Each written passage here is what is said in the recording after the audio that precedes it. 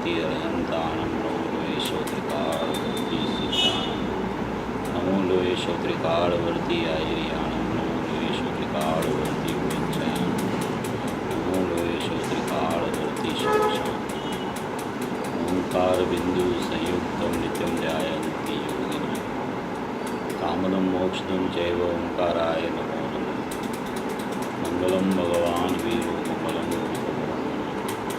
मंगलम कुंकुंदायुधेन्द्रम सर्वमंगल मांगल्यम सर्वकल्याणकारकं प्रदानं सर्वधर्माणां जयं जयघोषास्तु नमः समय साराय स्वानुभूत्या चकास्ते चित स्वभावाय भावाय सर्वभावांतरक्षित एगो में शाश्वतो ज्ञान दर्शन लग्नो शेषा में बाहिरा भावा सभी संयोग मारो शाश्वत एक दर्शन ज्ञान लक्षण जीव है बाकी बधा संयोग लक्षण भाव मुक्ति भावी है હું એક શુદ્ધ સદારૂપી જ્ઞાન દર્શન નહીં કરે કહીને તે મારું જરી પરમાણુ માત્ર નથી જે જાણતો અરંતને ગુણદ્રવ્યને પર્યાયપણે તે જીવ જાણે આત્મને કશુંનો પામી લે કરે નથી અપ્રમત કે પ્રમત નથી જે એક જ્ઞાયક ભાવ છે એ રીત શુદ્ધ કથા એને જે જ્ઞાન તે પોતે જ છે જેમ નેત્ર તેમજ જ્ઞાન નથી કારક નથી જાણે જે કર્મોદય જરાબંધ તે છે ધ્રુવચલને અનુપમ ગતિ પામેલી સર્વે સિદ્ધને વંદી કહું શુદ્ધ કેવલી કથિત આશમે ઓમ શ્રી નમઃ સિદ્ધેભ્ય નમઃ સિદ્ધેભ્ય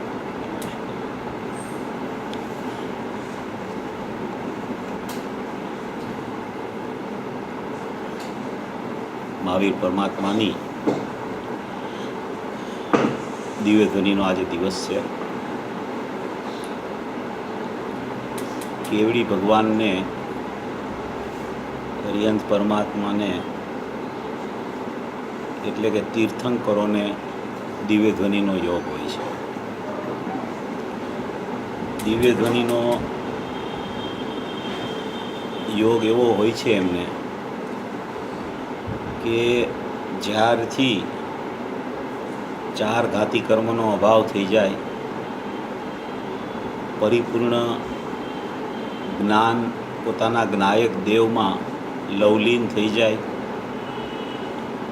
અને એ જીવનો જે સમયથી ભાવમોક્ષ થાય,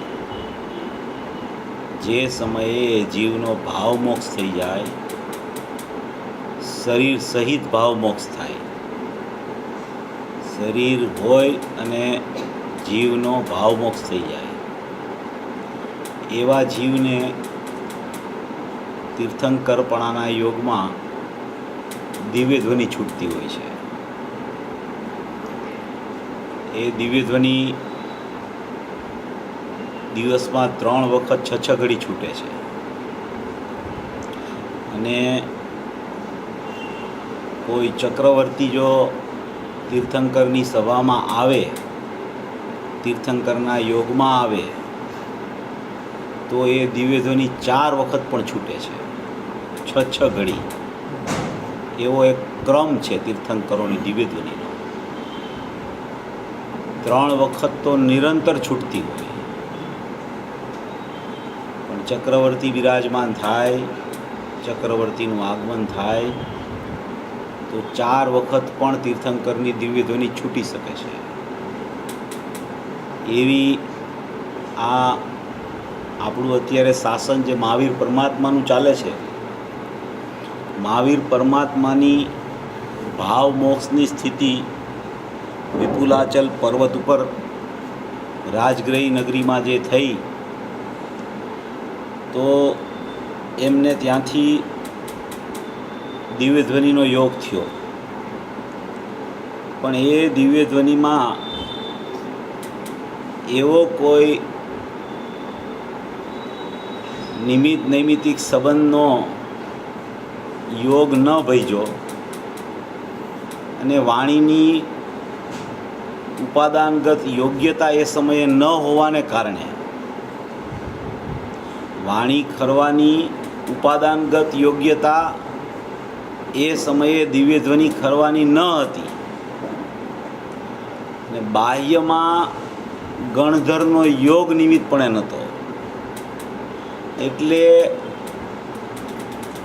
તીર્થંકરત્વપણું, ભાવ મોક્ષપણું પ્રગટ થઈ ગયા બાદ પણ 66 દિવસ સુધી એ વાણી ખરવાનો સ્વકાર ન આવ્યો. કેવી યોગ્યતા હોય છે વાણીની પણ. ભાવમાં દિવ્ય ધ્વનિ છૂટવાનો ભાવ અંદરમાં ચાલુ હોય, ભાવમાં અંદર કેવળ જ્ઞાનપણે, ભાવમાં જે ભાષણ અંદરમાં ભાવ મોક્ષનું થઈ ગયું છે એમાં જે વાત એના જ્ઞાન શ્રદ્ધાનમાં ચાલતી હોય છે એ વાત જલ્દીથી જલ્દી ત્વરિત બહાર આવી જાય. એટલે કે એવો એને એવું નથી હોતું તીર્થંકરને કે મારી વાણી હમણાં જલ્દી ખરી જાય તો સારું, લોકોનું હિત થાય ને લોકોનું કામ થઈ જાય, લોકોને સમ્યક દર્શન જ્ઞાન ચારિત્રાણી મોક્ષ માર્ગ પામી જાય.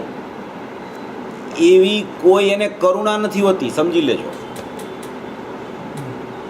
જીવો પ્રત્યેની કોઈ એવી કરુણાને કારણે દિવ્ય ધ્વનિ નથી છૂટતી. 13મું ગુણસ્થાન તો થઈ જાય પણ મુનિદશા હોય, મુનિદશા 7મું 6ઠું ગુણસ્થાન ચાલતું હોય, મુનિરાજની નિર્વિકલ્પ દશા નિરંતર ચાલ્યા કરતી હોય, ત્યારે પણ એમને પરજીવની કરુણાનો ભાવ નથી આવતો.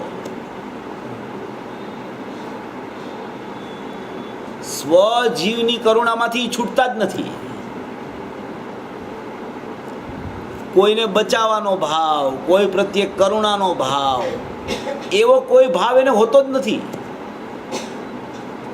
તો પોતામાં સ્થિત હોય છે. બહુ તો ઉપદેશનો વિકલ્પ આવે છે. ઉપદેશનો વિકલ્પ એક જુદી સ્થિતિ છે, બચાવવાનો ભાવ, કરુણાનો ભાવ એક જુદી સ્થિતિ છે. ઉપદેશ જે આવે છે એ સર્વજીવો પોતાની મોક્ષ રૂપી લક્ષ્મીને વરે એના માટે ઉપદેશ આવે છે. એને બચાવવા માટે કે આ જીવ બહુ દુઃખી છે એટલે એને હું સુખી કરું, એવો મુનિરાજને પણ વિકલ્પ નથી હોતો. સમ્યક દ્રષ્ટિ જે હોય છે ચોથે ગુણસ્થાને, અને એ ચોથે ગુણસ્થાને વર્તતા સમ્યક દ્રષ્ટિ, અવિરત સમ્યક દ્રષ્ટિ જીવ હોય છે, એને પણ તીર્થંકરનો યોગ ગુરુદેવ જેવા પુરુષને જ્યારે આવવાનો છે તો એને પણ ચોથે ગુણસ્થાને માત્ર ઉપદેશનો વિકલ્પ આવે છે.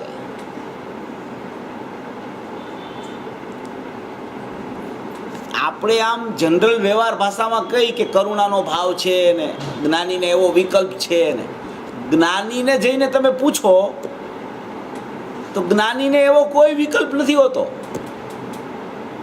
જ્ઞાનીને વિકલ્પ આવે છે માત્ર ઉપદેશ દેવાનો. એ પણ લાખો જીવોમાં કોઈ જ્ઞાની પુરુષને જ ઉપદેશ આપવાનો વિકલ્પ આવે છે. લાખો જીવોમાં લાખો સમ્યક દ્રષ્ટિ થઈ જાય, હજારો સમ્યક દ્રષ્ટિ થઈ જાય, એમાં કોઈ જીવને જ એવો વિકલ્પ આવે છે કે હું ઉપદેશ આપું. એમ કોઈ તો અંદરમાં ઠરી જાય છે, કોઈને ઘણો ક્ષયોપસમ અંદરમાં સમ્યક પ્રકારે પ્રગટી ગયો હોય છતાં વાણીનો યોગ નથી હોતો. કેવળ જ્ઞાનમાં પણ મૂક કેવડી આવે, એને વાણીનો યોગ જ ન હોય. એ તો કેવળ જ્ઞાન લઈને મોક્ષમાં ચાલ્યા જાય બસ. એમ કોઈ જીવને જ એવા વિકલ્પો આવતા હોય છે. એમ આ મહાવીર પરમાત્મા એનો ભાવ મોક્ષ થઈ ગયો. ભાવ મોક્ષ થતાં જ ખરેખર તો તીર્થંકરની દિવ્ય ધ્વનિ છૂટે ને છૂટે, પણ એવો કોઈ એની ઉપાદાનગત યોગ્યતા કયો કે નિમિત્ત નૈમિત્તિક સંબંધ કયો ઉપાદાનગત યોગ્યતાનો અભાવ અને નિમિત્તપણે ગૌતમ ગણધરની ગેરહાજરી, એટલે એવો યોગ જ ન બન્યો કે ત્વરિતમાં ત્વરિત વાણી છૂટે. વાણી છૂટવાનો યોગ ન આવ્યો. 66 દિવસ સુધી તીર્થંકર વિચરતા હોવા છતાં સમોસરણની રચના ન થઈ. સમોસરણની રચના થાય તો દિવ્યતોની છૂટે નિયમથી. કેવડી ભગવાન અરિહંત પરમાત્મા તીર્થંકર પણ એને ભાવ મોક્ષ થઈ ગયો. ઇન્દ્રો તૈયાર હતા સમોસરણની રચના કરવા માટે, છતાં સમોસરણની રચનાનો પણ સ્વકાળ નહીં, એની દિવ્યધ્વની ખરવાનો સ્વકાળ નહીં, ગૌતમની હાજરીનો સ્વકાળ નહીં. કેટલા બધા કારણો નિમિત્તપણે એકઠા થાય, ભેગા થાય ત્યારે એક કાર્યની ઉત્પત્તિ થાય છે. કાલ ગુરુદેવે કીધું મોક્ષ માર્ગ પ્રકાશ, અનેક કારણો આવે ત્યારે એક કાર્ય ઉદ્ભવિત થાય છે. અનેક કારણોને કારણે કાર્ય નથી આવતું. કાર્ય ઉદ્ભવિત થવાનો તો પોતાનો સ્વકાળ છે, પણ એ સ્વકાળના સમયે પણ એવા એવા કારણોની હાજરી ત્યાં હોય છે. એ હાજરી એવા કારણોની ન હોય, એ જ સમયે અહીંયા કાર્યનો સ્વકાળ આવવાનો કાળ ન હોય. અને કાર્યનો સ્વકાળ આવવાનો કાળ જ્યાં ચાલુ થાય ત્યાં બધા નિમિત્તો સ્વયં ગોઠવાઈ જાય. એને કાંઈ ન કરવું પડે. જ્યાં ભગવાનની વાણી છૂટવાનો કાળ ચાલુ થાય, વાણી છૂટવાનો પ્રકાર ચાલુ થવાનો હોય, ત્યાં સમોસરણની રચના થઈ જાય, ગૌતમ ગણધરે આવી જાય. હજી તો એ ભગવાનને જોવે ત્યાં તો સમ્યક દર્શન થઈ જાય, એમાં પ્રવેશ કરે ત્યાં તો સાહિક સમ્યકત્વ થઈ જાય, અને એ જ સમયે મોક્ષ થાય, એ જ સમયે ગણધરને પણ કેવળ જ્ઞાન થઈ જાય. આવી બધી સ્થિતિ કેવી અલૌકિક ભજતી હોય છે. આપણે 2600 વર્ષ પહેલા અત્યારે આપણા જ્ઞાનને લઈ જાય. જ્ઞાન તો ભૂત ભવિષ્ય બધું જાણે છે ને. ભૂત ભવિષ્ય બધાનું જ્ઞાન એક સમયની વર્તમાન પર્યાયમાં અત્યારે દરેક જીવને વર્તી રહ્યું છે, ભલે એ કેવળ જ્ઞાની ન હોય. કેવડી ભગવાનને ભૂત ભવિષ્યનું જ્ઞાન વર્તે એ તો એની પ્રગટ વ્યક્તિરૂપ પરિણમન અવસ્થાની વાત છે. પણ કોઈ પણ જીવને પોતાના જ્ઞાનનો ઉપયોગ જે પ્રગટ થાય છે, એ ઉપયોગ પોતાના જ્ઞાયકમાંથી પ્રગટ થતો હોવાથી ભૂત ભવિષ્યનું બધું જ્ઞાન લઈને આવ્યો છે. પોતાનું ભૂત ભવિષ્યનું જ્ઞાન લઈને ઉદ્ભવે છે, અને પોતાનું ભૂત ભવિષ્યનું જ્ઞાન જે ઉત્પાદ પામે છે એ જ્ઞાન સ્વપર પ્રકાશક છે. એ સ્વપર પ્રકાશક જ્ઞાનમાં ભૂત ભવિષ્યનો બધો ખ્યાલ છે અત્યારે વર્તમાનમાં દરેક જીવને. એ ઉપયોગ જે છે એ ઉપયોગમાં ઉપયોગવાન ખ્યાલમાં નથી આવતો, એટલે એ પકડાતું નથી. બાકી એ ઉપયોગ બધું લઈને આવે છે અંદરથી.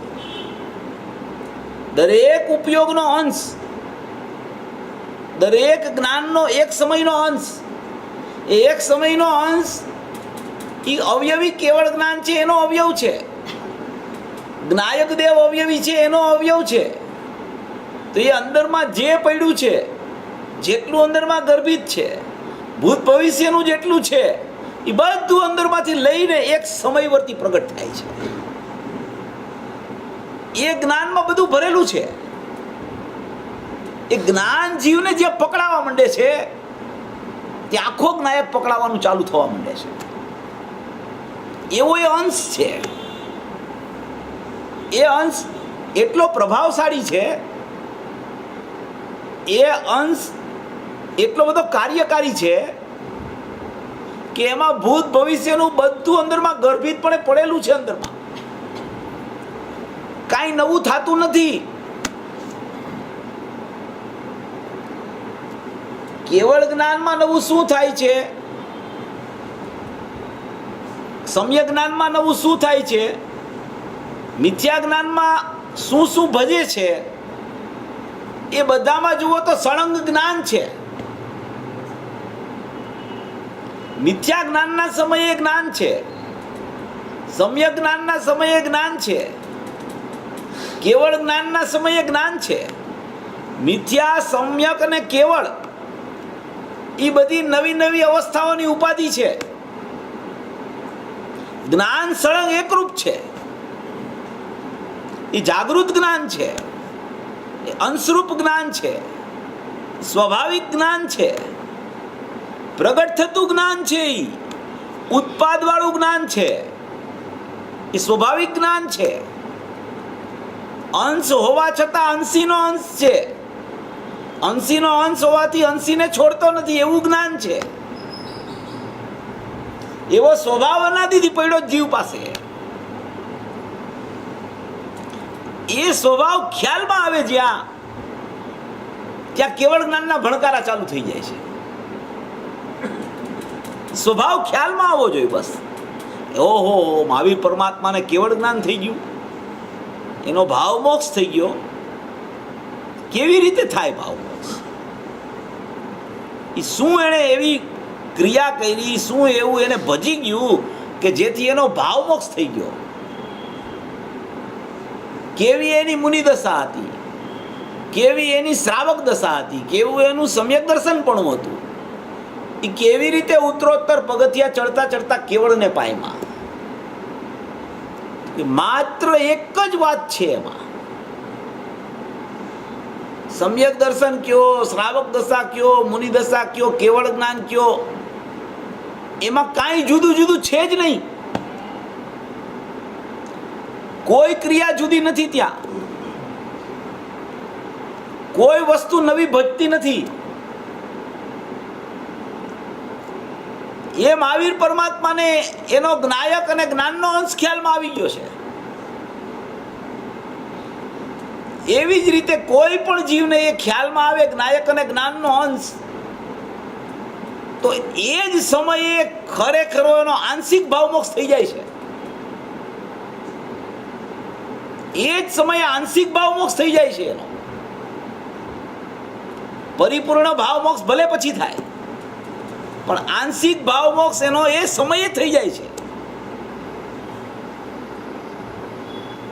એવી ધારા ચાલવી જોઈએ. જેમ 80મી ગાથા આવી, 80મી ગાથા પ્રવચન સારની 80મી ગાથા. પ્રવચન સારની 80મી ગાથામાં એક એવો સુંદર વિષય આપ્યો આચાર્ય ભગવાને કે જે જીવ અર્યંતના આત્માને દ્રવ્યપણે, ગુણપણે અને પર્યાયપણે જાણે, તે પોતાના આત્માને દ્રવ્યપણે, ગુણપણે અને પર્યાયપણે જાણી લે છે. એને જાણતા એનો મોહ ક્ષય થઈ જાય છે. મોહ ઉપશમ પામે છે એમ નહીં, મોહ ક્ષય થઈ જાય છે. મોહનો તો ખરેખર ક્ષયોપશમ હોય, દર્શન મોહનો. શ્રદ્ધામાં ઉપશમ હોય, દર્શનમાં હંમેશા ક્ષયોપશમ હોય. એમાં ઉપશમ કે ક્ષાયિક એમ ન હોય. દર્શનમાં ક્ષયોપશમ હોય, શ્રદ્ધામાં ઉપશમ હોય. તો એનો મોહ ક્ષય થઈ જાય છે એમ કહે છે. અર્યંતના દ્રવ્ય ગુણ અને પર્યાયને જાણે, એનો મોહ ક્ષય થઈ જાય છે એમ કહે છે. તો આપણે તો એવું સાંભળ્યું હોય કે પર્યાય તો ભેદરૂપ છે, પર્યાય તો અનિત્ય છે, પર્યાય તો એક સમયની છે, પર્યાય તો ઉત્પાદવાળી છે. પોતાની પર્યાયને જાણતા પણ જ્યાં વિકલ્પની ઉત્પત્તિ થતી હોય, તો અર્યંતના દ્રવ્ય ગુણ અને પર્યાય તો પર છે. એને જાણતા મોહનો ક્ષય થાય કેવી રીતે? આચાર્ય ભગવાન લખ્યું પ્રવચન સારની 80મી ગાથા. નિશ્ચયથી એમ લખ્યું છે, નિશ્ચયથી અર્યંતના દ્રવ્ય ગુણ પર્યાયને જાણે, એ જીવ પોતાના દ્રવ્ય ગુણ પર્યાયને જાણતા નિશ્ચયથી એનો મોક્ષ થઈ જાય. એ બે નિશ્ચય છે એમ કે છે. અહીંયા મેળવણી કરી છે, મેળવણી. જેમ અર્યંતના દ્રવ્ય ગુણને પર્યાય એમ મારા દ્રવ્ય ગુણને પર્યાય. તો કે અર્યંતના દ્રવ્ય ગુણ અને પર્યાયમાં તો એનો પર્યાયમાં તો કેવળ જ્ઞાન થઈ ગયું છે. એટલે એમાં તો કઈ રાગ દ્વેષમાં છે નહીં, દોષ નથી અહીંયા કઈ. અહીંયા તો હજી દ્રવ્ય ગુણ અને પર્યાયમાં તો હજી રાગ દ્વેષ મોહ ચાલુ છે. મિથ્યાત્વ રાગ દ્વેષ મોહ ચાલુ હોય અજ્ઞાનીને, તો એને જાણતા અહીંયા કે આને એને જાણીને આને જાણે તો એનો મોક્ષ કેવી રીતે થાય? તો કે બસ એ જ વાત છે. આ એ જ સમજવાનું છે. જ્યારે ને ત્યારે જ્યાં ને ત્યાં પર્યાયમાં મોહ રાગ દ્વેષ જ યાદ ન કરવા. જ્યાં ને ત્યાં પર્યાયને દ્રવ્યથી જુદી તમે રાખો જ્ઞાનને પણ, તો મોક્ષ ન થાય. હવે આજનું પ્રવચન કોઈ સાંભળે, દિવ્યધરીનું આજનું પ્રવચન ગુરુદેવનું આવ્યું, પરમાત્મા પ્રકાશનું 12/7/76 પ્રવચન, 76ની સાલનું, 4 વર્ષ પહેલા ગુરુદેવ ગયા પહેલા 4 વર્ષનું પ્રવચન છે. કેટલી દ્રવ્ય પર્યાયની ભિન્નતા થઈ, દ્રવ્ય પર્યાયની એટલી બધી ભિન્નતા, પ્રદેશ ભિન્નતા કે ધર્મ અને ધર્મી ભિન્ન છે એટલે એને કાંઈ સંબંધ જ નથી. તો કે ભાઈ એ દ્રવ્યનું લક્ષ તો કરે છે કે નહીં? તો કે લક્ષ કરે છે, એ વ્યવહાર છે. તો કે તન્મય થતી નથી? તો કે તન્મય થતી જ નથી દ્રવ્ય હારે પર્યાય. તો કે પણ તન્મય થાય છે એમ કહેવામાં આવે છે ને, તો કે એ તો પરથી છોડાવવા માટે કહેવામાં આવે છે. એક જગ્યાએ દ્રવ્ય પર્યાયના ભાગલા કરે, અત્યંત ભિન્નતા, સર્વથા ભિન્નતા, પ્રદેશ ભિન્નતા, ત્યાં સુધીની ચર્ચા કરે. પ્રદેશ ભિન્ન, દ્રવ્ય અને પર્યાયના પ્રદેશ ભિન્ન છે. એ તો ઠીક, એમ કે વસ્તુ જ બે ભિન્ન છે. બે વસ્તુ કહી દીધી, બે વસ્તુ. એક વસ્તુના બે અંશ એમ નહીં, બે વસ્તુ જ છે. ત્યાં સુધીની ચર્ચા દ્રવ્ય પર્યાયની ભિન્નતાની કરે. અને એ જ પુરુષ જ્યારે 80મી ગાથા લે, કે જ્યારે કોઈ અભેદ જ્ઞેયની ચર્ચા લે, જ્યારે કોઈ સમ્યક સન્મુખ પરિણમનની ચર્ચા લે, ત્યારે એ જ જીવ દ્રવ્ય ગુણ પર્યાયમાં ભેદ જ ન કરે. એટલે કેટલી અટપટી લાગે છતાં પ્રયોજનભૂત. એટલે કહેવાનું તાત્પર્ય શું છે કે આપણા જ્ઞાનમાં વ્યવસ્થિત દ્રવ્ય ગુણ પર્યાયનું સ્વરૂપ ચોખ્ખું હોય ને, તો ક્યાંય ગમે તેવા કથનો આવે ને ખલેલ ન પડે જ્ઞાનમાં. કે ગમે તેવા કથન આવે તો પક્ષ ન થઈ જાય. કોઈ પણ કથન આવે એ જીવ પોતે મધ્યસ્થ થઈને નિરપક્ષ રહે, ક્યાંય પક્ષમાં ખેંચાય નહીં. જ્ઞાની પણ કોઈ વાત કરતા હોય તો જ્ઞાની તો કોઈ સામેવાળો જીવ પક્ષમાં આવી જાય એટલે વાત નથી કરતા હોતા. એ તો એને નિરપક્ષ બનાવવા માટે વાત કરે છે. પણ જીવને જો પોતાનો કાંઈ પક્ષ હોય તો એ પક્ષમાં તણાઈ જાય છે, ઓલા પક્ષ છોડાવવા માટે કહેતા હોય છે. જે જીવને પર્યાયનો પક્ષ અનાદિનો છે, પર્યાયનું જ્ઞાન કરવાના બાના નીચે પણ પર્યાય દ્રષ્ટિ રહી ગયો છે જે જીવ, એની પર્યાય દ્રષ્ટિ છોડાવવા માટે બે ભાગલા કરીને સમજાવે, બેની પૃથકતા કરીને સમજાવે, બે વસ્તુની ભિન્નતા કરીને સમજાવે, બેની પ્રદેશ ભિન્નતા કરીને સમજાવે. એને લઈ જાવો છે ત્રિકારી દ્રવ્યમાં. એટલે આ બધી ચર્ચા કરે છે. જો જીવને કાંઈક ને કાંઈક પક્ષ હોય તો કાં તો દ્રવ્યનો પક્ષ હોય એને, તો એ પર્યાયને ઉડાડવા માંડે, અને જો પર્યાયનો પક્ષ હોય તો પર્યાયને દ્રવ્યમાં ભેળવવા માંડે. જેમ છે તેમ જાણવું એ જ્ઞાનનો સ્વભાવ છે. એવો એક અંશ દરેક જીવ પાસે જ્ઞાનનો બચી ગયો છે. એ અંશ બધું કામ કરે છે. એ અંશ નથી પરસન્મુખ થતો કે નથી સ્વસન્મુખ થતો.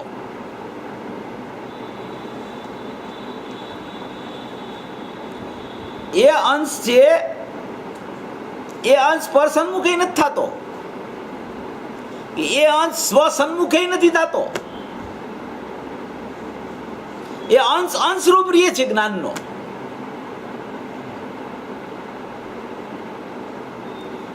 ચેતન, ચૈતન્ય અને ચિદ વિવર્તન.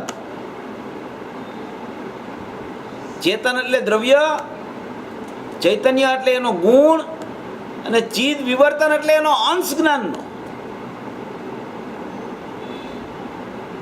એવું આખું સામાન્ય પ્રમાણ સ્વરૂપ છે જીવનું. સામાન્ય પ્રમાણ સ્વરૂપ છે. એમાં લક્ષની કોઈ ચર્ચા છે જ નહીં કે આનું લક્ષ કરે તો સમ્યક જ્ઞાન થાય, આનું લક્ષ કરે તો મિથ્યા જ્ઞાન થાય. એ બધી વિશેષ પર્યાયોની ચર્ચા છે.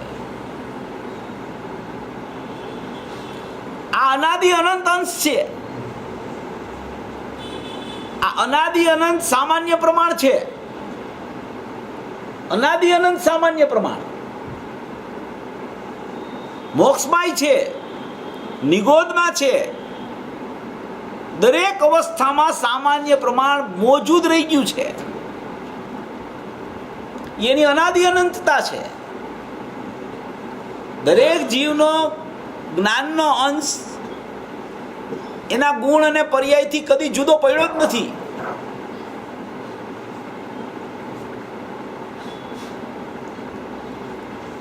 સમ્યક જ્ઞાન થાય છે એ નવીનતા છે. કેવળ જ્ઞાન થાય છે એ નવીનતા છે. મિથ્યા જ્ઞાન થાય છે એ નવીનતા છે. એ બધું ઉપર ઉપર ચાલે છે.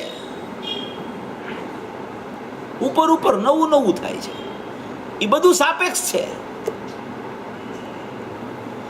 એ બધા અંશો સાપેક્ષ છે. મિથ્યા જ્ઞાન સાપેક્ષ છે, સમ્યક જ્ઞાન સાપેક્ષ છે. જેટલી જેટલી દશાઓ કેવળ જ્ઞાન સુધીની થાય બધી સાપેક્ષ. સિદ્ધની દશા નવી થાય એ સાપેક્ષ. દ્રવ્ય ગુણ પર્યાય સામાન્ય નિરપેક્ષ. નિગોદમાય છે, સિદ્ધમાય છે. જેટલું જેટલું નિગોદથી સિદ્ધ સુધીનું નવું નવું ભજે છે એ બધી વસ્તુ સાપેક્ષ છે. અને આ જે સ્વભાવ છે વસ્તુનો, દ્રવ્ય ગુણ પર્યાય, એ નિરપેક્ષ છે. એ સામાન્ય પ્રમાણ છે, દ્રષ્ટિનો વિષય નથી. એ સામાન્ય પ્રમાણ છે. એ સામાન્ય પ્રમાણ જીવનું અનાદિ અનંત સ્વરૂપ છે.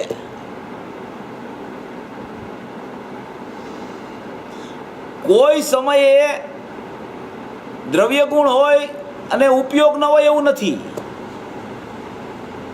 કોઈ સમયે ઉપયોગ હોય ને દ્રવ્ય ગુણ ન હોય એવું પણ નથી. કોઈ સમયે સમ્યક જ્ઞાન ન હોય એવું તો છે. કોઈ સમયે મિથ્યા જ્ઞાન ન હોય એવું તો છે. કોઈ સમયે કેવળ જ્ઞાન ન હોય એવું પણ છે. કોઈ સમયે મુનિપણું ન હોય એવું પણ છે. પણ કોઈ સમયે સામાન્ય પ્રમાણ ન હોય એવું નથી.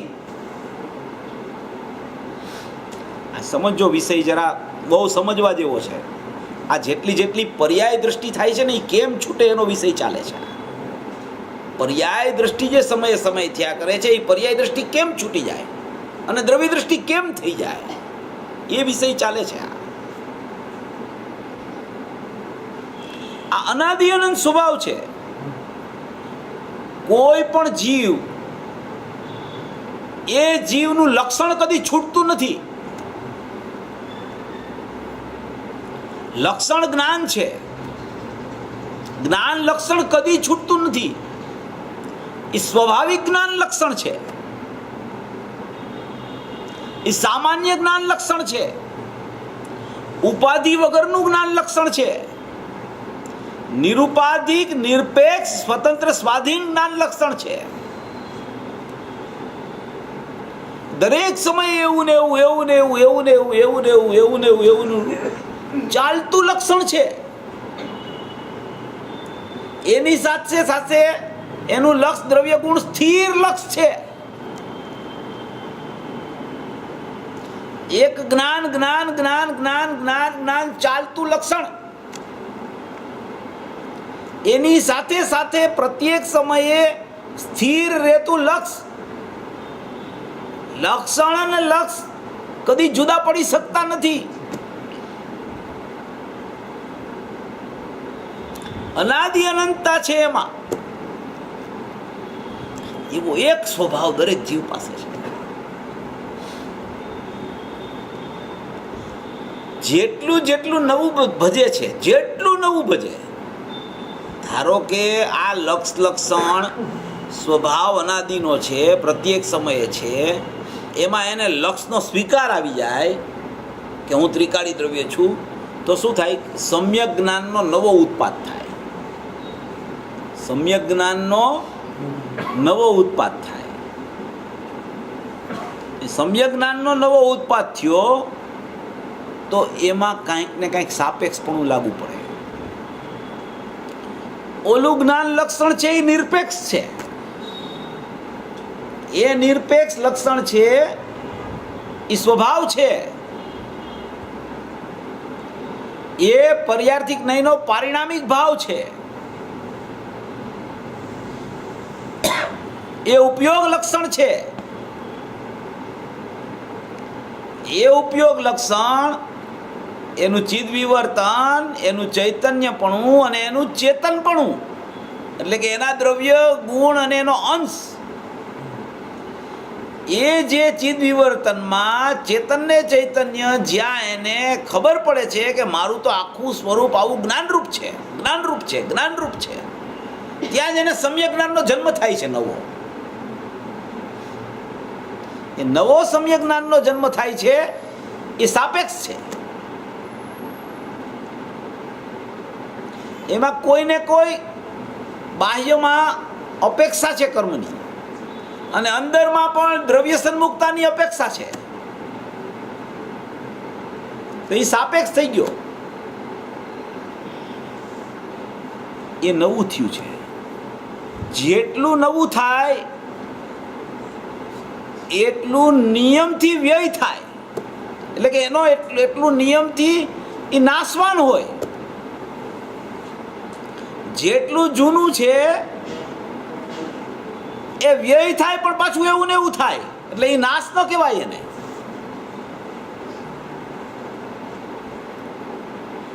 જ્ઞાન લક્ષણ છે, જ્ઞાનનો ઉપયોગ છે, જ્ઞાનનો અંશ છે. એ વ્યય થાય, પણ પાછું બીજે સમયે એવું જ લક્ષણ આવે, ત્રીજે સમયે એવું જ લક્ષણ આવે. એટલે એ નાશવાન નથી.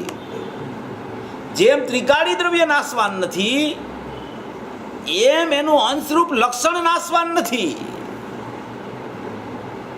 અને જે નવું પ્રગટ થાય છે એ નાશવાન છે.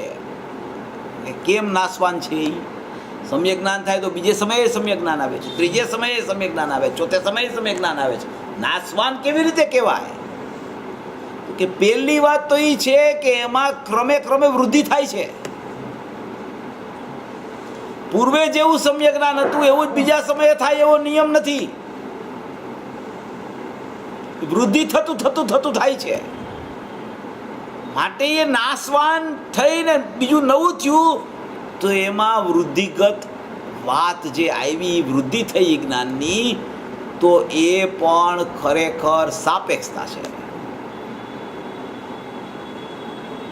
પછી એ જ્ઞાન, સમ્યક જ્ઞાન મટીને કેવળ જ્ઞાન થાય છે. માટે એ પ્રત્યેક સમયે એવું ને એવું નથી આવતું. માટે એ નાશવાન છે. કેવળ જ્ઞાન પણ જે આવ્યું છે એ પણ બીજે સમયે નાશ થઈ જાય છે. પછી સિદ્ધ દશા આવી જાય છે.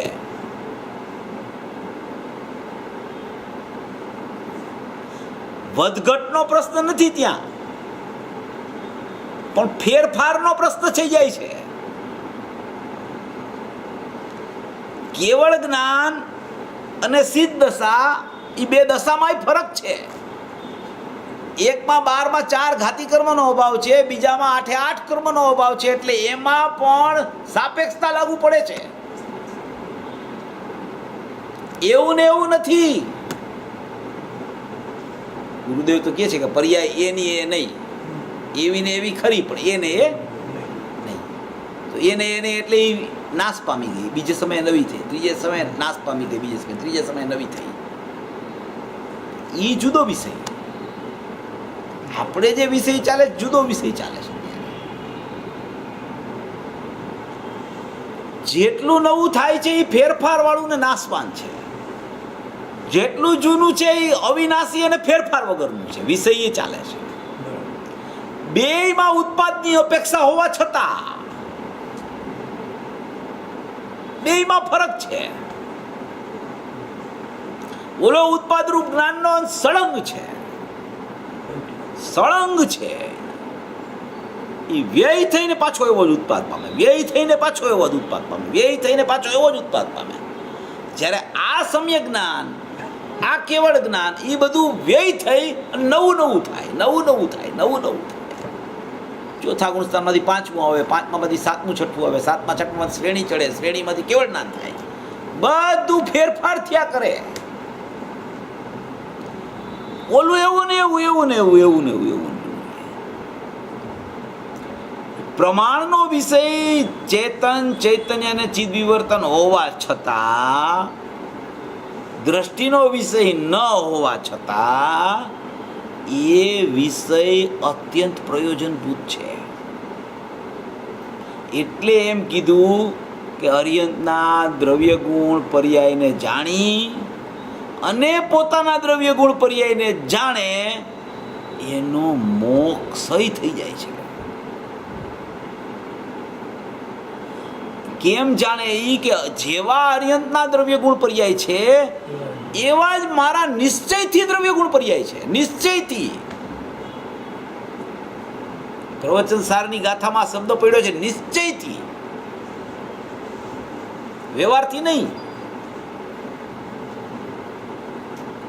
ગુરુદેવના પ્રવચનમાં આવે છે કે ભાઈ અર્યંતના દ્રવ્ય ગુણ પર્યાયને જાણે અને પોતાના દ્રવ્ય ગુણ પર્યાયને જાણે. તો એમ કે અહીંયા તો મિથ્યા જ્ઞાન છે, અહીંયા તો રાગ દ્વેષ છે, અને ત્યાં તો પૂરું થઈ ગયું છે. અહીંયા બધું ગુરુદેવે એમ અર્થ કર્યો છે કે અર્યંતના દ્રવ્ય ગુણ પર્યાયને જાણી અને પોતાના દ્રવ્ય ગુણમાં જે પોતાની પર્યાયમાં જ્ઞાન છે ચિદ વિવર્તન, એને પોતાના દ્રવ્ય તરફ લઈ જાય તો એનો પણ મોક્ષ થઈ જાય છે. એવો અર્થ કર્યો છે ગુરુદેવે. પણ એ લઈ કેવી રીતે જાય દ્રવ્ય ગુણ તરફ? કે પોતાને પહેલા તો પોતાના અંશમાં જ્ઞાન દેખાય. જ્ઞાન દેખાય તો એ અંશને જ્ઞાયક તરફ લઈ જાય ને. એને જ્ઞાન ખ્યાલમાં આવે તો જ્ઞાયક તરફ જાય ને. જ્ઞાન ખ્યાલમાં આવે તો જ્ઞાન ક્યાંથી આવે છે ત્યાં લઈ જાય ને જ્ઞાનને. જ્ઞાન પકડાય તો એને ખબર પડે ને કે આ જ્ઞાયકનો અંશ છે, તો જ્ઞાયક તરફ જાય નહીં. એમ ગુરુદેવ કહેવા માંગે છે કે તું તારા અંશમાં જ્ઞાનને જો, મોહ રાગ દ્વેષની બાદબાકી કરી નાખ અંશમાંથી. અંશીમાંથી અંશ આવતો હોય તો મોહ રાગ દ્વેષ જો તું અંશમાં જોયા જ કરીશ તો અંશી મોહી રાગી દ્વેષી થઈ જશે. એક વાર તો ભૂલી જાય ને તું. સામાન્ય પ્રમાણથી આખા જીવ દ્રવ્યને જોતા શીખ. જો એ તું શીખી જઈશ તો તને ક્યાંય મોહ રાગ દ્વેષ દેખાશે નહીં, અને જ્યાં દેખાશે ને તો ક્ષય થયો એમ દેખાશે.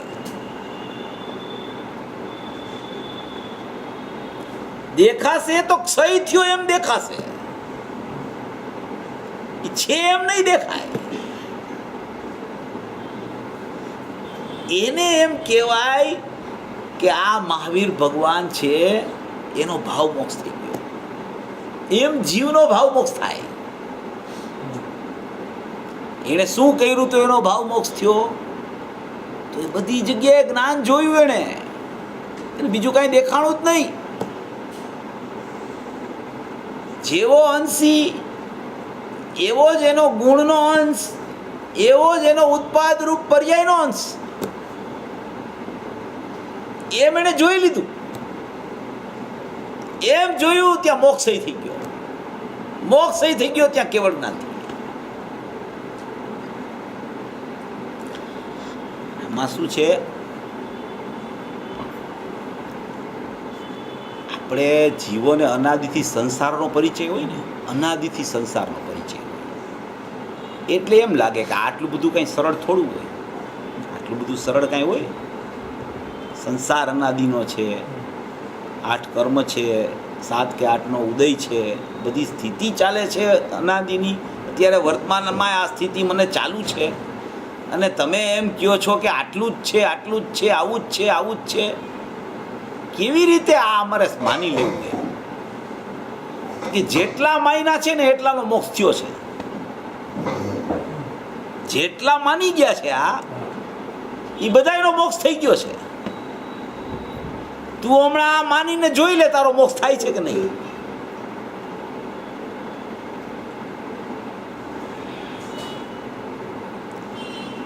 એવી રીતે ભાવ મોક્ષ થાય છે. એવી રીતે તીર્થંકરત્વ, એનું જે તીર્થંકરની પ્રકૃતિ બાંધી હતી એનો ઉદય આવે છે અને ભાવ મોક્ષનું પરિણમન થઈ જાય છે. એવી આ સ્થિતિ છે. એને કહેવાય કે મહાવીર ભગવાન એની દિવ્ય ધ્વનિ છૂટી 66 દિવસ સુધી કેમ ન છૂટી? તો કે પણ એ તો વિકલ્પાતીત થઈ ગયા છે. એને તો એવો વિકલ્પ જ નથી કે દિવ્ય ધ્વનિ ક્યારે છૂટશે ને કેમ નથી છૂટતી. એ તો પોતામાં સ્થિર છે. એને કાંઈ મતલબ નથી દિવ્ય ધ્વનિ સાથે. એ તો પ્યોર પૂદગલ છે, પ્યોર જળનું પરિણમન છે. કોઈ ચેતનનો અંશ છે નહીં એમાં.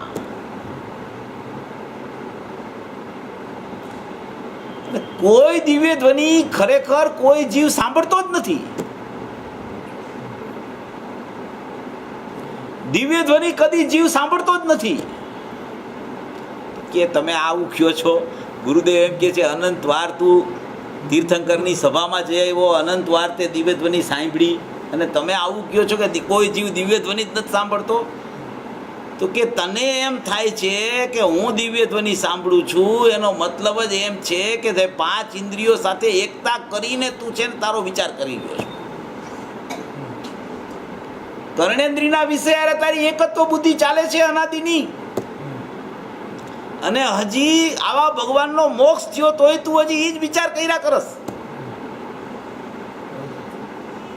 કોઈ જીવ દિવ્ય ધ્વનિ સાંભળતો નથી. કોઈ જીવે કોઈ દિવસ દિવ્ય ધ્વનિ સાંભળી જ નથી. દરેક જીવ પોતાના જ્ઞાનને જાણે છે, પોતાના જ્ઞાનને અવધારે છે. એવો ખ્યાલ નથી આવતો, એને વિકલ્પ થાય છે કે હું દિવ્ય ધ્વનિ સાંભળું છું. જાણે છે જ્ઞાનને, જ્ઞાનને જાણતા ખબર પડે છે દિવ્ય ધ્વનિ છૂટી છે, છૂટે છે. દિવ્ય ધ્વનિનો રણકો જે આવે છે એના કાનમાં અથડાય છે કર્ણેન્દ્રિયમાં, એ પણ એના જ્ઞાનને જાણતા એને ખબર પડે છે કે આ દિવ્ય ધ્વનિ છૂટે છે અને અહીંયા અથડાય છે. બેય જળ છે. ચેતનને જાણતા ખબર પડે છે કે આવું પરિણમન ચાલુ છે બહારમાં. બહાર હારે કાંઈ સંબંધ નથી. એ સંબંધ બાંધે છે એટલે એને છોડવાનો પ્રયાસ કરવો પડે છે. એ સંબંધ બાંધે છે પેલા, અને પછી સંબંધ કેમ છોડવો એ વિચાર કરે છે.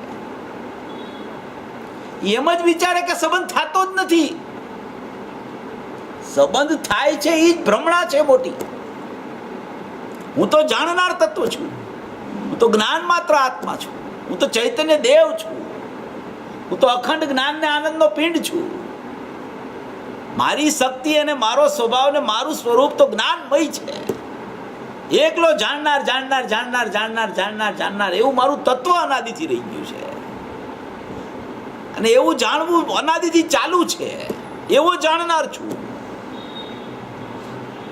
સ્વને જાણું છું એવો વિકલ્પ નથી, એવું પરિણમન છે.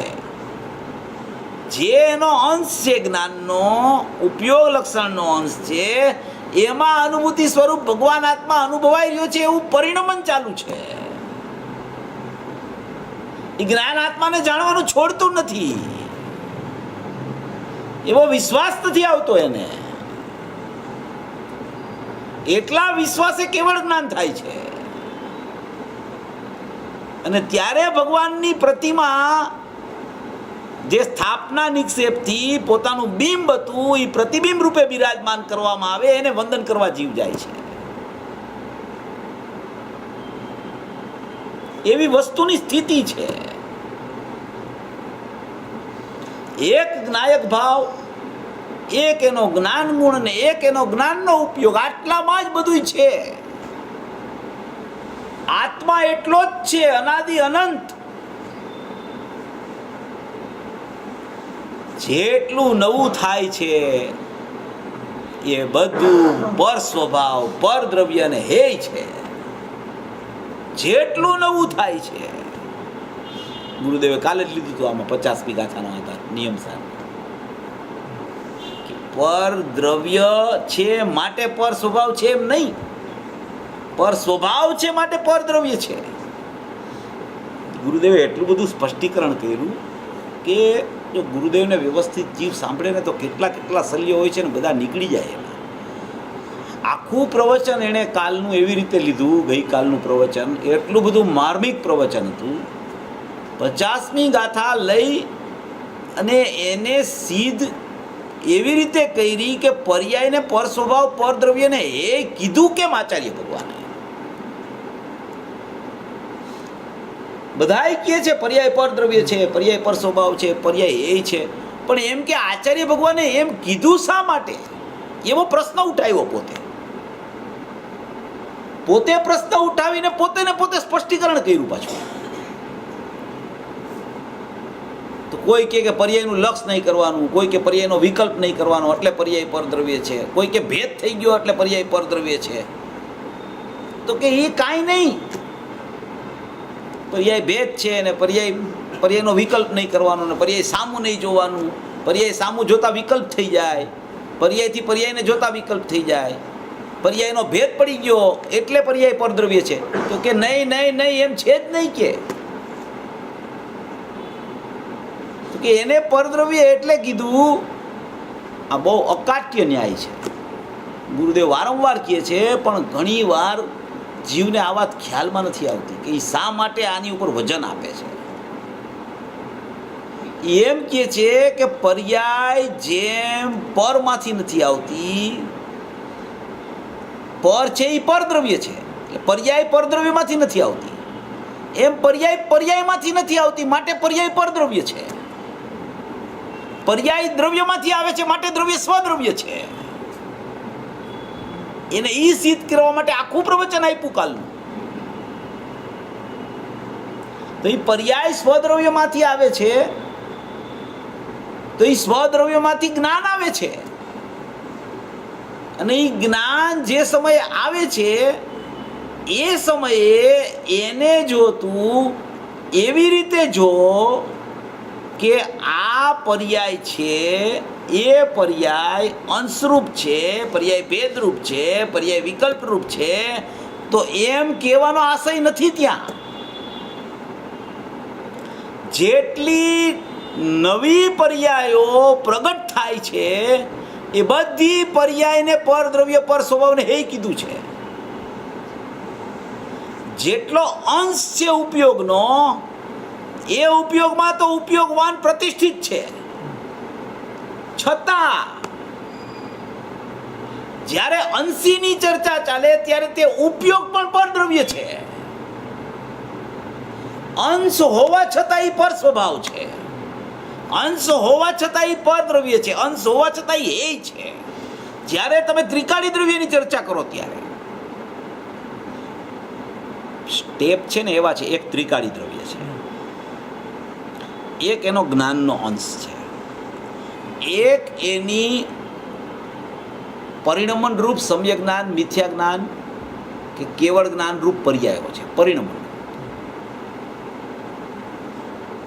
અને આ પરિણમન રૂપ સાપેક્ષતા છે એને બધાને નિમિત્તપણું બહારનું લાગુ પડે છે. કર્મના અભાવ, ઉદય કે અનુદય, આખી વ્યવસ્થા આમ છે. હવે એમાં જે આ આખી વ્યવસ્થા દ્રવ્ય અને અંશની છે એ અનન્ય છે.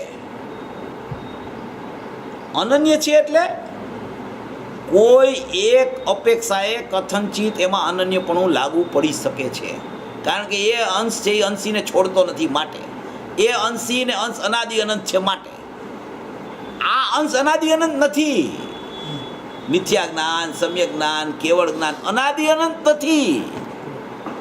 નિરપેક્ષ એ સમયે એ પર્યાયને નિરપેક્ષ કહેવા છતાં એમાં સાપેક્ષપણું પણ એ સમયે રહેલું છે. જ્યારે આ અંશમાં ક્યાંય સાપેક્ષપણું નથી, પરમ નિરપેક્ષ છે. અંશી પણ પરમ નિરપેક્ષ છે.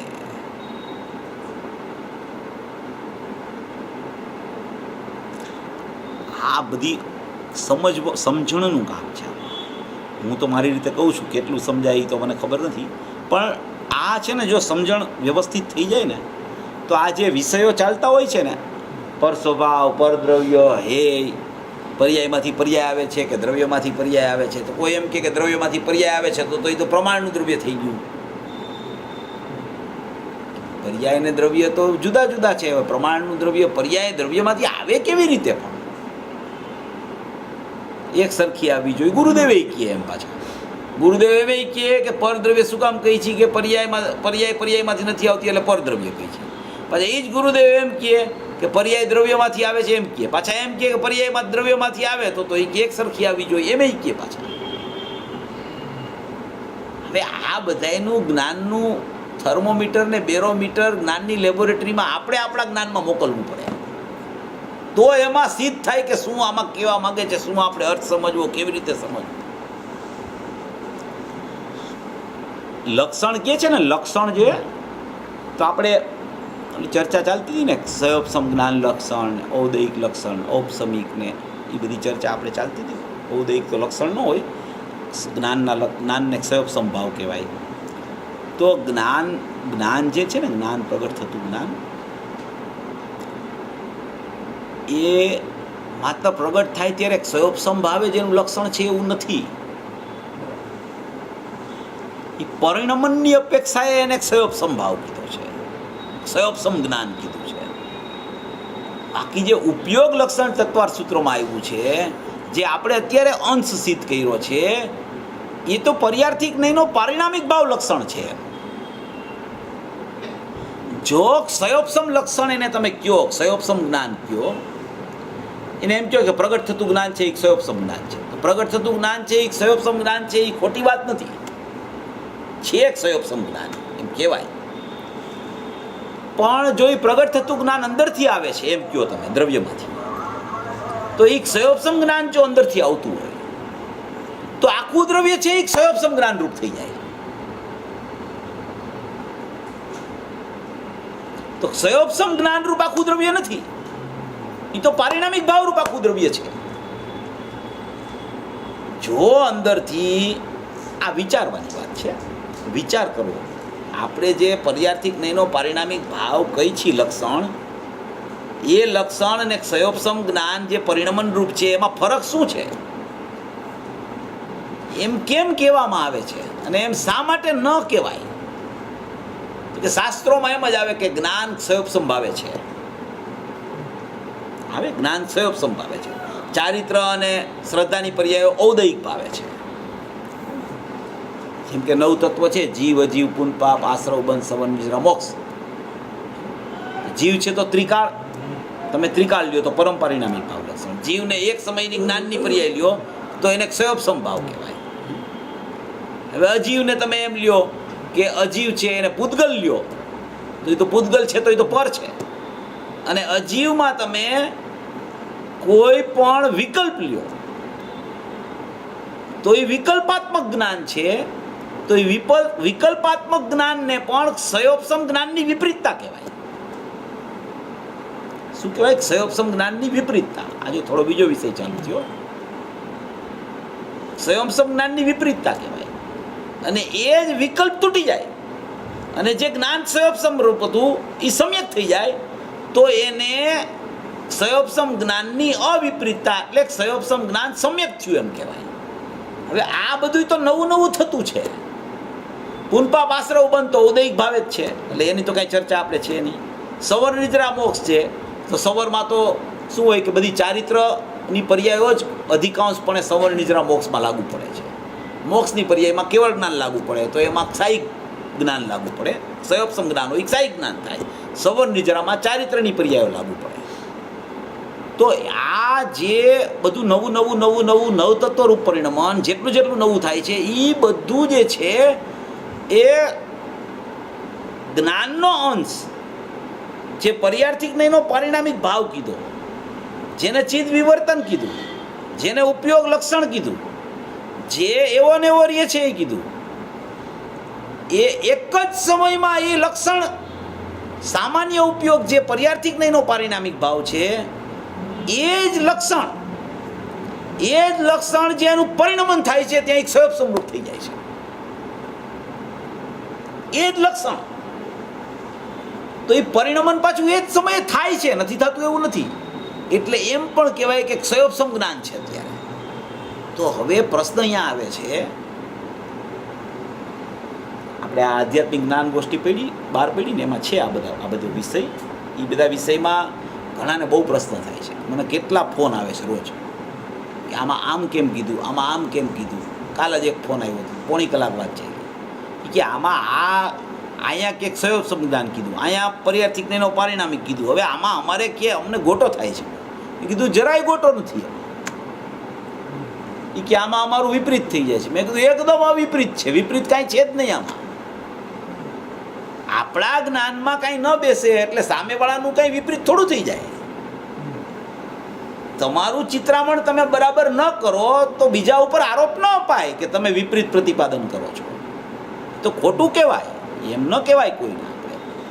આપણે સમજણ કેળવવી જોઈએ કે આપણી ક્યાં ભૂલ થઈ જાય છે. તો એ જે લક્ષણ જે છે ને, જો ક્ષયોપસમ જ્ઞાન અંદરથી આવતું હોય તો આખું દ્રવ્ય ક્ષયોપસમ થઈ જાય. ક્ષયોપસમ જ્ઞાન રૂપ એ તો પારિણામિક ભાવ જ્ઞાન રૂપ છે અંદર લક્ષણ તો. અને જો પ્રગટ થતો અંશ છે એ અંદરથી ક્ષયોપસમ લઈને આવતો હોય, એવું ન હોય તો દરેક સમયે ક્ષયોપસમ જ્ઞાન જ આવ્યા કરે. કેવળ જ્ઞાન ન થાય કોઈને. ક્ષયોપસમ જ્ઞાન સમ્યક ન આવે કોઈ દિવસ. એવું તો સ્વરૂપ નથી. હવે મિથ્યા જ્ઞાન આવ્યું તો મિથ્યા જ્ઞાન તો અંદરથી આવે નહીં. મિથ્યા જ્ઞાન આવતું હોય તો દ્રવ્ય મિથ્યા થઈ જાય. તો એવું નથી. પાછું દ્રવ્યમાંથી પર્યાય આવે છે એ યથાર્થ છે. ગુરુદેવે કાલ કીધું, બધાએ સાંભળ્યું છે બરાબર. સાંભળી લેજો, ફરીથી સાંભળવું.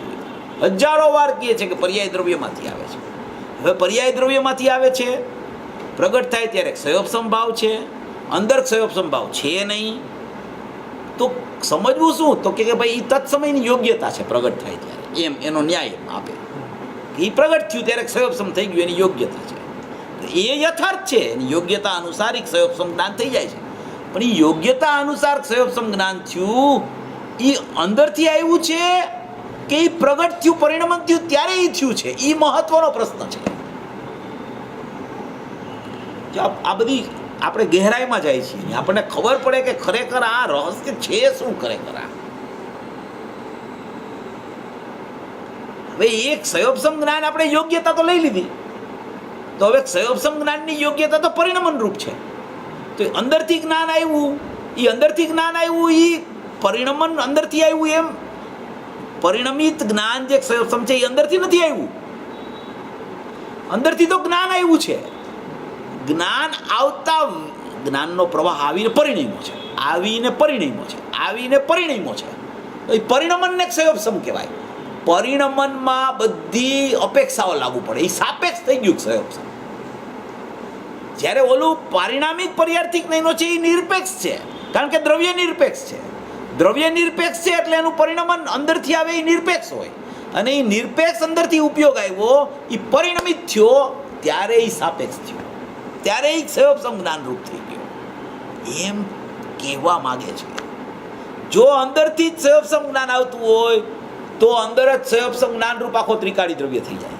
અને તો કોઈને બધાને ક્ષયોપસમ જ્ઞાન જ આવ્યા કરે, કોઈ દી કેવળ જ્ઞાન જ ન થાય. અંદરથી મિથ્યા જ્ઞાન આવતું હોય તો કોઈ જીવ પામે નહીં, અંદરથી સમ્યક જ્ઞાન આવતું હોય તો કોઈ જીવ મિથ્યા દ્રષ્ટિ ન થાય. છે ને આ બધા ન્યાય.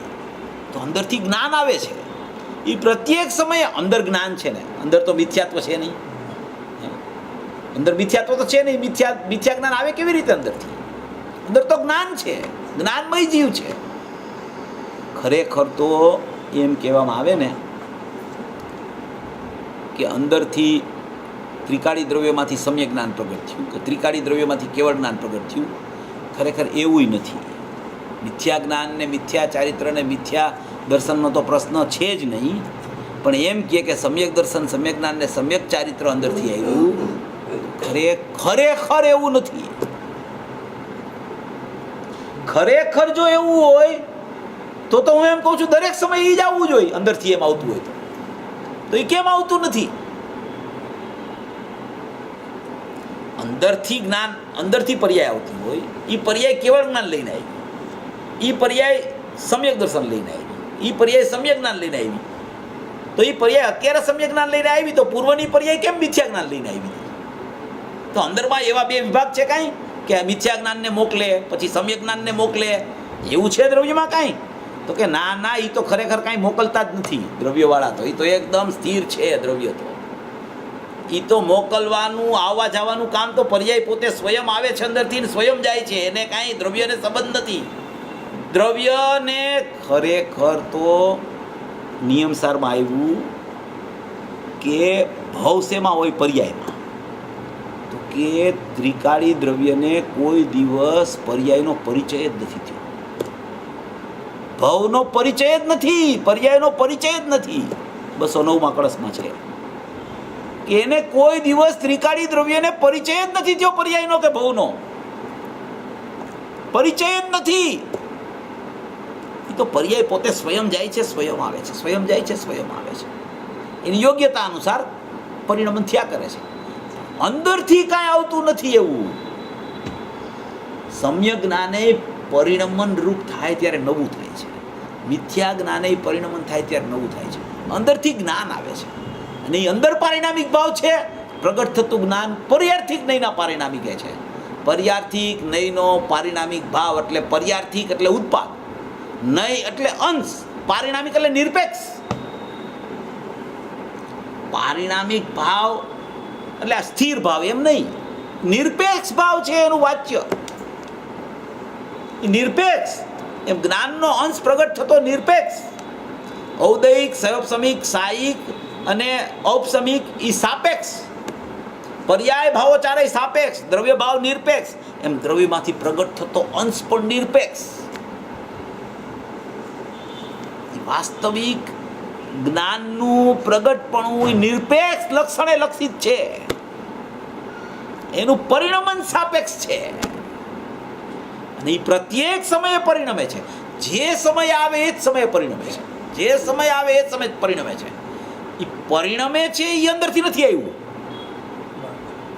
અંદરથી આવે છે એ પરિણમે છે, એમ સમજવું. એ પરિણમ્યું છે જે એ અંદરથી નથી આવ્યું. જો પરિણમ્યું છે એમાં મિથ્યા જ્ઞાન છે, એ અંદરથી આવતું નથી. પણ જે આવે છે અંદરથી જ્ઞાન એનું પરિણમન થાય છે, એમાં મિથ્યા જ્ઞાન કે સમ્યક જ્ઞાન છે. લક્ષણ એનું પારિણામિક છે, એ અંશનું. પર્યાર્થિક નયનો પારિણામિક ભાવ એટલે કે ઉપયોગ લક્ષણ, એટલે કે એમાં કાંઈ કોઈ દિવસ કંઈ થતું જ નથી. પછી એનું પરિણમન તમે જોવો તો બધા ભાવો એમાં આવે છે. આ ચર્ચા હજી આપણી અધૂરી છે, વિષય આપણો હજી આગળ ચાલશે, એટલે સમજવા જેવો બહુ વિષય છે. ખૂબ આમાં છે ને ઊંડાણથી આપણે વિચારવું જોઈએ. થોડુંક ઊંડાણથી જીવ વિચાર કરે ને તો જ આમાં ખ્યાલ આવે. એમને ઉપરથી સ્થૂળ વિચારી કે દ્રવ્ય પર્યાય પરદ્રવ્ય છે, પર્યાય એ છે, ભાઈ એ તો બધું છે. તો પર્યાય ને પરદ્રવ્ય તો કેટલાય આચાર્યોએ કીધી છે ને ગુરુદેવ તો વારંવાર કહે છે. એ તો બે કટકા જ કરે છે. હાવ એમાં કાંઈ વાંધો નથી. એ તો એવું સ્વરૂપ જ છે. હવે આજનું પ્રવચન કોઈ સાંભળે તો હવે ઘણા જીવો આક્ષેપ મૂકે છે અમુક લોકો ઉપર કે ભાઈ આ લોકો તો દ્રવ્ય અને પર્યાયના કટકા કરવા માંડ્યા છે. દ્રવ્ય પર્યાયના કટકા ક્યાં છે? એવું છે જ નહીં. એમ કે એવી જે વાત કરતા હોય એ બધા વિપરીત છે, એવા પુસ્તકો બહાર પાડે લોકો કે આ બધું વિપરીત ચાલવા માંડ્યું છે. અને પછી ગુરુદેવને જઈને કહો ને સ્વર્ગમાં જાઓ, તમને ખબર પડશે એ શું જવાબ આપશે તમને.